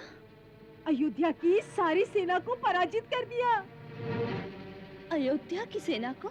केवल सेना को ही नहीं, वरन उनके सारे योद्धाओं को भी परास्त कर दिया। माताजी, भरत, सुग्रीव, लक्ष्मण, शत्रुघ्न, सबको भैया ने परास्त कर दिया। भरत, लक्ष्मण, इन सब के साथ तुमने युद्ध किया? क्यों? कैसे? छोड़िए ना इस बात को। एक छोटी सी लड़ाई थी, समाप्त हो गई। देखिए ना, हम आपके लिए कितने सारे कमल पुष्प लाए हैं, आपकी पूजा के लिए। यह अनुष्ठान आप जल्दी जल्दी पूरा कीजिए, जिससे शीघ्र ही हमें हमारे पिताश्री के दर्शन हो सके। खुश, मेरी बात को मत टालो। मैं जानना चाहती हूँ कि तुम लोगों ने भरत, लक्ष्मण, शत्रुघ्न के साथ युद्ध किया, क्यों किया? माताजी, मैंने अश्वमेध यज्ञ का घोड़ा आश्रम के पास विचरते देखा। उसके माथे पर स्वर्ण अक्षरों में चुनौती लिखी थी कि जो इस घोड़े के सामने मस्तक नवाएगा वह महाराज राम की शरण पाएगा, और जो इसे पकड़ेगा उसे उन्होंने युद्ध के लिए ललकारा था। सो युद्ध की चुनौती स्वीकार करना अपना क्षत्रिय धर्म समझकर मैंने उसे पकड़ लिया।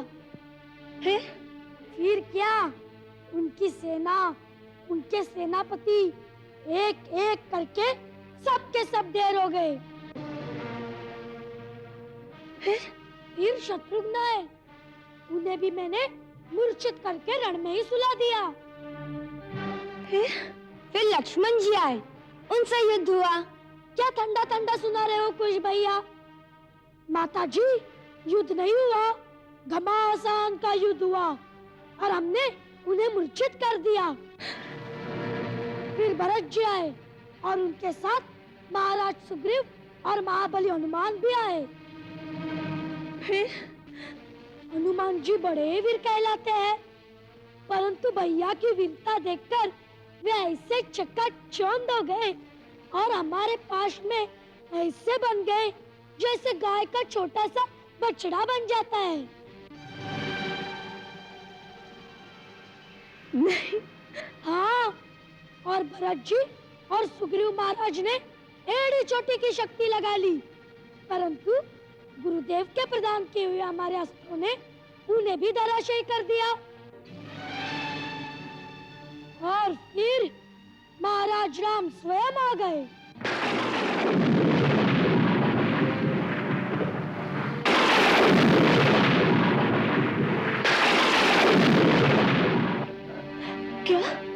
क्या महाराज राम स्वयं वहां आए थे और तुम लोगों ने उन पर धनुष उठा लिया? नहीं, हम तो धनुष उठाए तैयार थे, परंतु वे ही युद्ध से आनाकानी कर रहे थे। हमसे कहने लगे कि तुम दोनों को देखकर तुम पर बाण चलाने की इच्छा नहीं होती, तुम्हें प्यार करने की इच्छा होती है। परंतु मैंने उन्हें कहा, महाराज राम, केवल बातें न कीजिए, युद्ध करिए, युद्ध। परंतु जैसे युद्ध आरंभ होने लगा, गुरुदेव आ गए और फिर उन्होंने तो युद्ध होने ही नहीं दिया।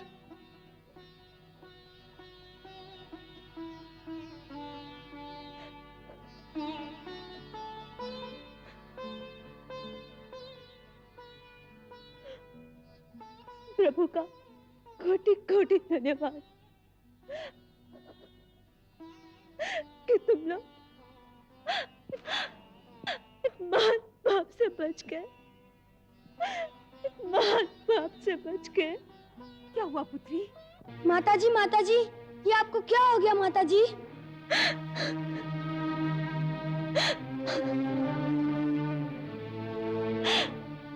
तुमने आज वो किया जो तुम्हें नहीं करना चाहिए था। इसका तो प्रायश्चित भी कठिन है।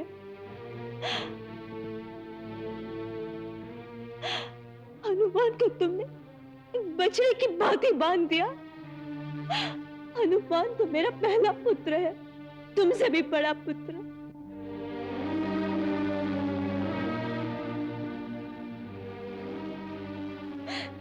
भरत, लक्ष्मण, शत्रुघ्न ये भी मेरे पुत्र ही हैं। तुम उन पर प्रहार करोगे तो मेरी क्या दशा होगी?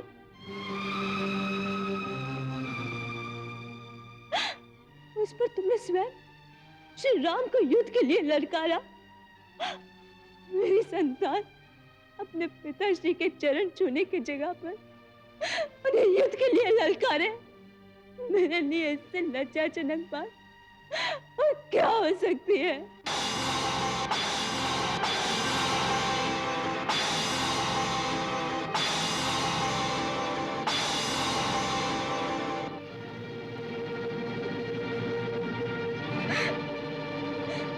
तुमने एक भी बार उन पर चला दिया होता तो उसके पश्चाताप में मेरे लिए अपने प्राण देने के अतिरिक्त और कोई मार्ग नहीं रह जाता, और कोई मार्ग नहीं रह जाता।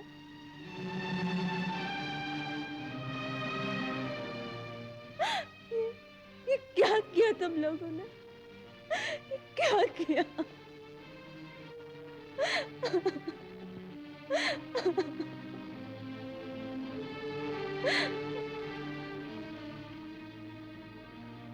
ये आप क्या कह रही हैं माताजी?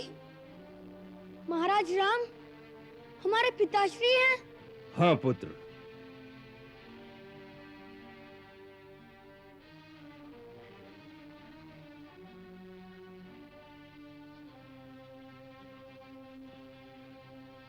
देवी सीता सत्य कह रही हैं। महाराज राम ही तुम्हारे पिता हैं।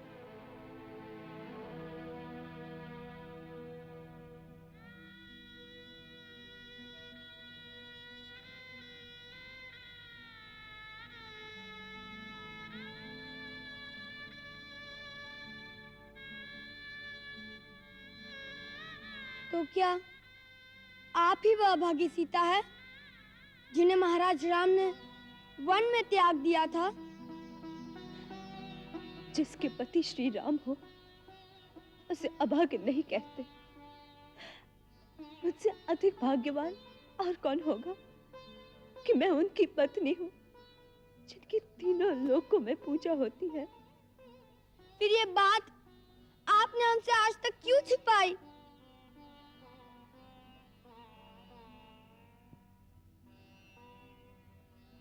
हर बात के प्रकट होने का उचित समय होता है। इससे पहले यह बात प्रकट हो जाती तो तुम्हारी माता के लिए कहीं भी सुख सुविधा से रहना असंभव हो जाता।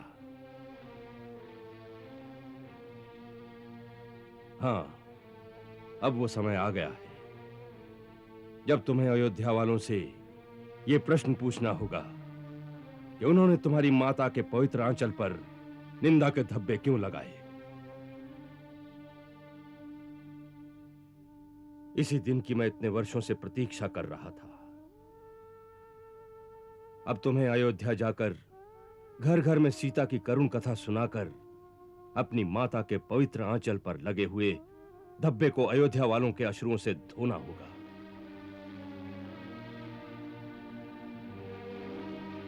उनके मन पर लगे हुए मैल को मिटाकर उनके हृदयों में महारानी सीता का सिंहासन फिर से स्थापित करना होगा।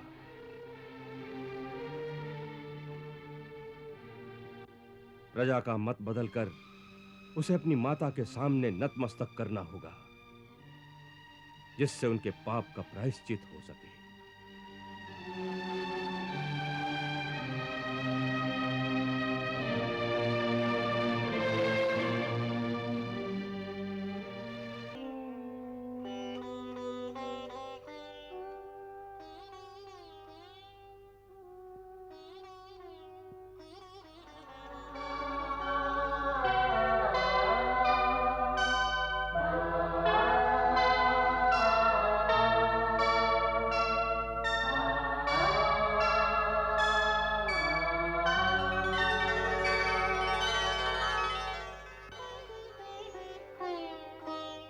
अरे तुम दोनों तो वही हो।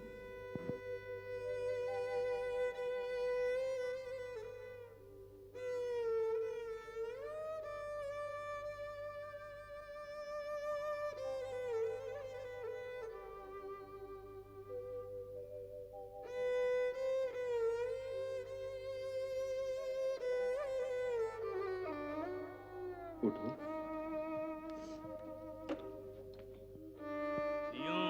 आनंद विभोर भय कहत न आवे बैन, दरस परस पातात का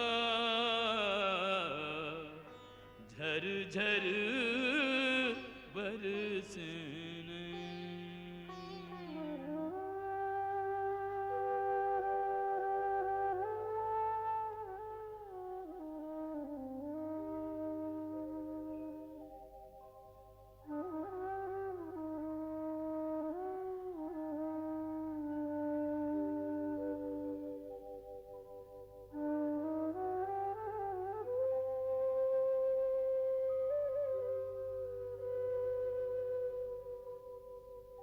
तुम्हारी आंखों में अश्रु क्यों?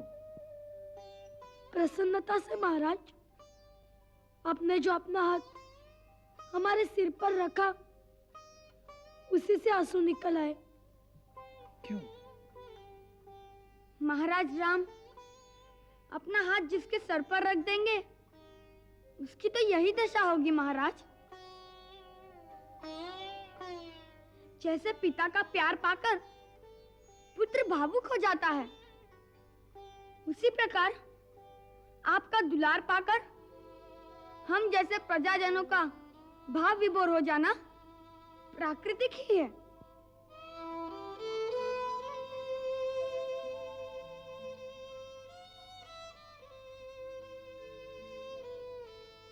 जाने क्यों तुम्हें देखकर हमारे सहज बैरागी मन में भी भावना की हिलोरें उठने लगी है।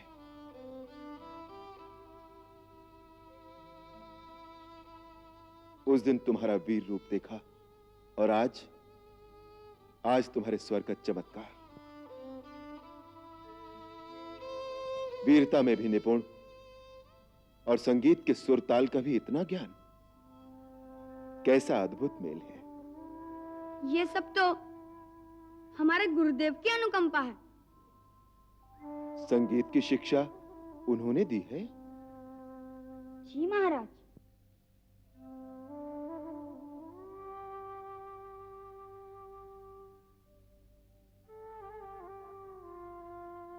गुरुदेव ने रामायण नाम का एक महाकाव्य लिखा है, जिसमें उन्होंने आपका संपूर्ण जीवन चरित्र वर्णन किया है। हम लोग उसी को गाते हैं। अति सुंदर लिखा है उन्होंने। हमें भी सुनाओगे? यदि आपकी आज्ञा होगी तो अवश्य सुनाएंगे, परंतु यदि सारी रामायण सुनेंगे तब तो बहुत दिन लगेंगे। कोई बात नहीं, दिन को तो यज्ञ होता है, परंतु सायंकाल यज्ञ के पश्चात प्रतिदिन तुम दोनों सभा भवन में आकर इस कथा का गान करो, हम सब सुनेंगे। जो आज्ञा महाराज।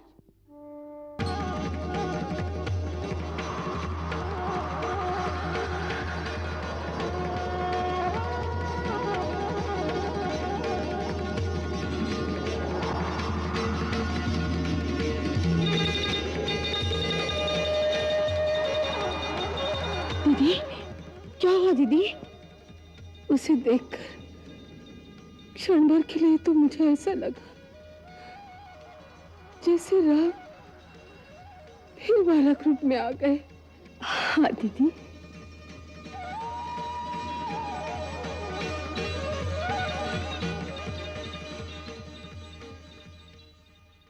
हम दोनों भगवान श्री वाल्मीकि के शिष्य लव और कुश, महाराज श्री राम और समस्त गुरुजनों को प्रणाम करते हैं।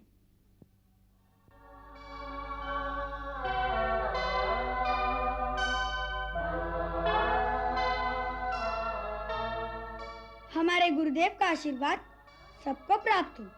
साधु साधु, तुम्हारा कल्याण।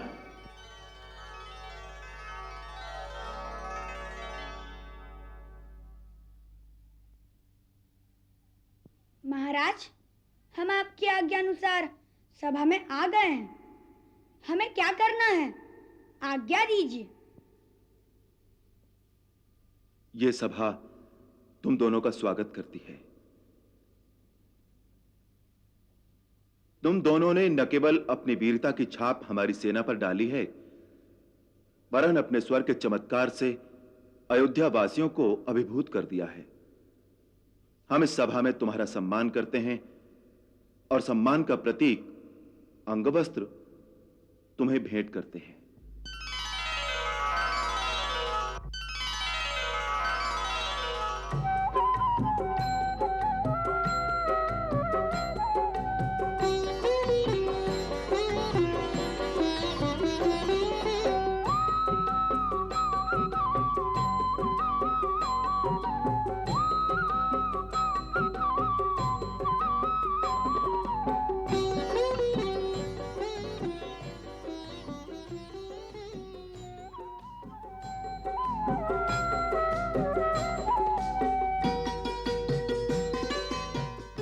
अब हमारी प्रार्थना है कि आप दोनों आसन ग्रहण करें और अपने गुरु की रची हुई कथा से इस सभा के श्रोताओं को अनुग्रहित करें।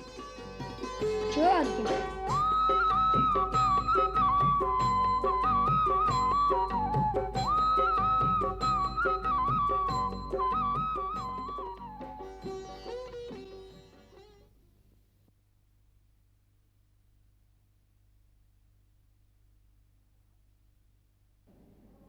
महाराज, रामायण नाम का महाकाव्य जो हम आपको सुनाने जा रहे हैं, वह हमारे गुरुदेव भगवान श्री वाल्मीकि ने परम पूज्य देवर्षि नारद जी और परम पिता ब्रह्मा जी के आदेश से आपके संपूर्ण जीवन चरित्र पर आधारित करके लिखा है। उन्होंने ही इसे संगीतबद्ध भी किया है। महाराज, इस महाकाव्य में जो कुछ हो चुका है और आगे जो कुछ भी होने वाला है, वह आपका सारा जीवन वृत्तांत हमारे त्रिकालदर्शी गुरुदेव ने पहले से ही देखकर लिख दिया है। परंतु हमें तो आज तक की ही कथा का ज्ञान है, भविष्य की कथा तो उन्होंने हमें भी नहीं पढ़ाई। अतः आज तक की कथा हम आपको प्रतिदिन थोड़ी थोड़ी करके सुनाते जाएंगे। अब यदि आपकी और समस्त गुरुजनों की आज्ञा हो तो हम कथा सुनाना आरंभ कर दें। यदि गुरुदेव की आज्ञा हो। अवश्य, हमारा आशीर्वाद है। महर्षि वाल्मीकि द्वारा रचित ये कथा सुनने और सुनाने वाले दोनों के लिए कल्याणकारी हो।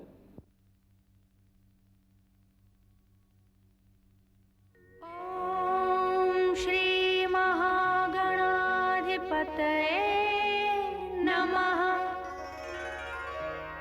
ओम श्री उमा महेश्वराभ्यां नमः। वाल्मीकि गुरुदेव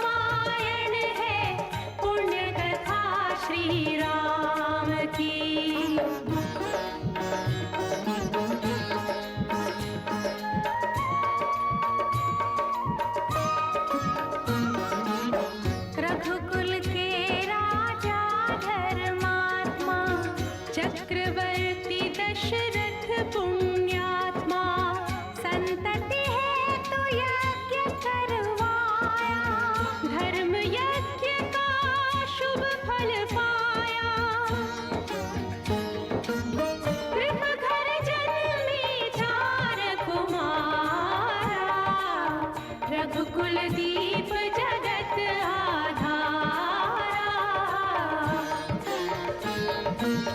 चारों भ्रातों के शुभ नामा, भरत शत्रुघ्न लक्ष्मण रामा।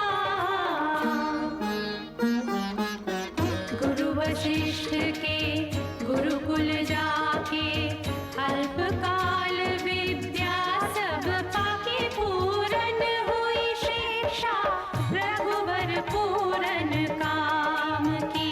हम कथा सुनाते राम सकल गुण धाम की।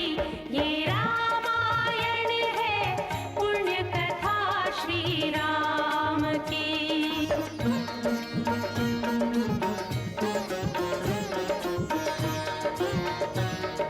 मृदु स्वर कोमल भावना, रोचक प्रस्तुति ढंग, एक एक कर वर्णन करें लव कुश राम प्रसंग।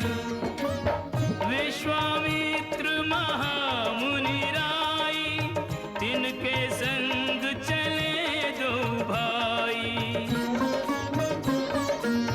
कैसे राम ताड़िका मारी, कैसे नाथ अहिल्या तारी।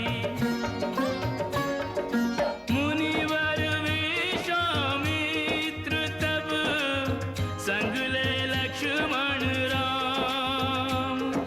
सिया स्वयंवर देखने पहुँचे मिथिला धाम।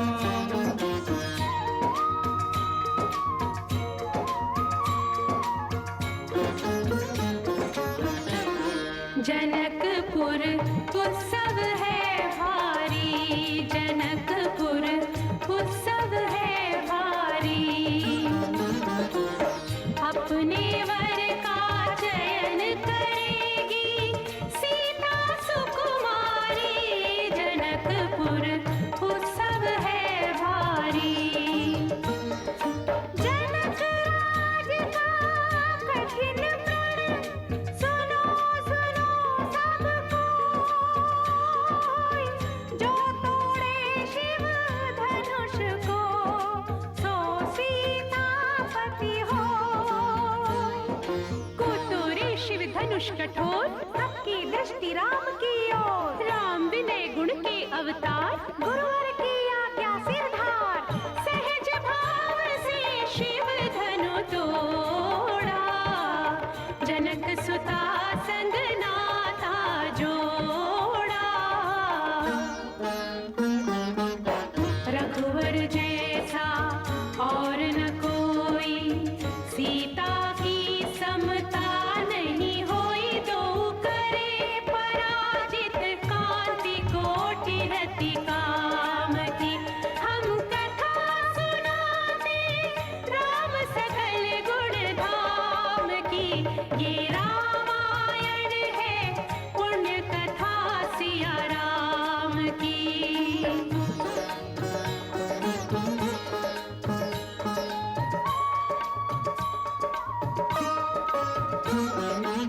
सब पर शब्द मोहिनी डारी, मंत्र मुग्ध भय सब नर नारी। यों दिन रैन जात हैं बीते, लव कुश ने सबके मन जीते। वन गमन, सीता हरण, हनुमत मिलन, लंका दहन, रावण मरण, अयोध्या पुनरागमन। सविस्तार सब कथा सुनाई, राजा राम भय रघुराई। राम राज आयो सुखदाई, सुख सिद्धि श्री घर घर आई। काल चक्र ने घटना क्रम में ऐसा चक्र चलाया,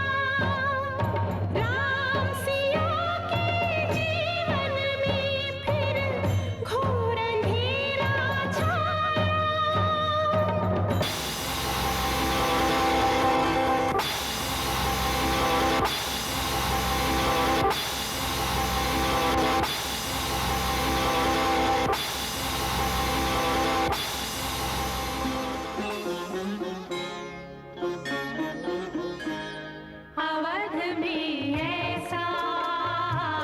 ऐसा एक दिन आया, निष्कलंक सीता पे प्रजा ने मिथ्या दोष लगाया।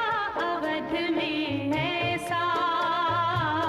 ऐसा एक दिन आया। जल्दी सिया जब तोड़कर सबने हनाते मोह के, पाषाण हृदयों में न अंगारे जगे विद्रोह की। ममतामयी माओं के आंचल भी सिमट कर रह गए, गुरुदेव ज्ञान और नीति के सागर भी घट कर रह गए। ना रघुकुल नायक, कोई न सिया का हुआ सहायक। मानवता को खो बैठे जब सभ्य नगर के वासी, तब सीता को हुआ सहायक वन का एक सन्यासी।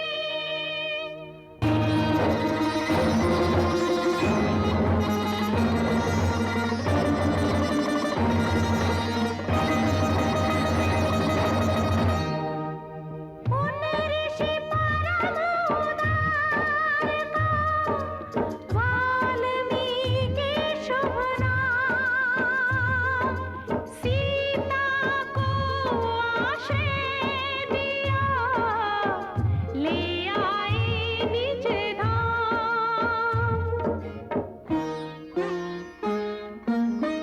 रघुकुल में कुलदीप जलाए, राम के दो सुत सियने जाए।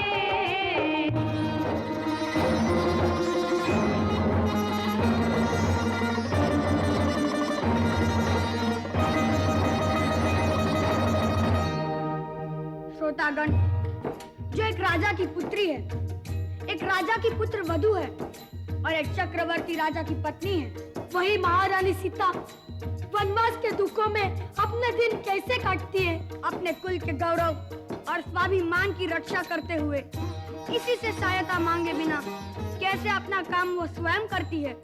स्वयं वन से लकड़ी काटती है, स्वयं अपना धान कूटती है, स्वयं अपने चक्के पीसती है और अपनी संतान को स्वावलंबी बनने की शिक्षा कैसे देती है। अब उसकी एक करुण झांकी देखिए। जनक दुलारी कुल वधु दशरथ जी की राज रानी होके दिन वन में बिताती है। रहती थी घिरी जिसे दास दासी आठों याम, दासी बनी अपनी उदासी को छुपाती है।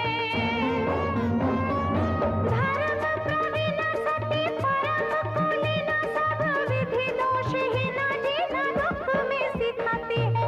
जगमाता हरि प्रिय लक्ष्मी स्वरूप सिया, कूटती है धान भोज स्वयं बनाती है। कठिन कुल्हाड़ी लेके लकड़ियां काटती है, कर्म लिखे को पर काट नहीं पाती है। फूल भी उठाना भारी जिस सुकुमारी को था, दुख भरे जीवन का बोझ वो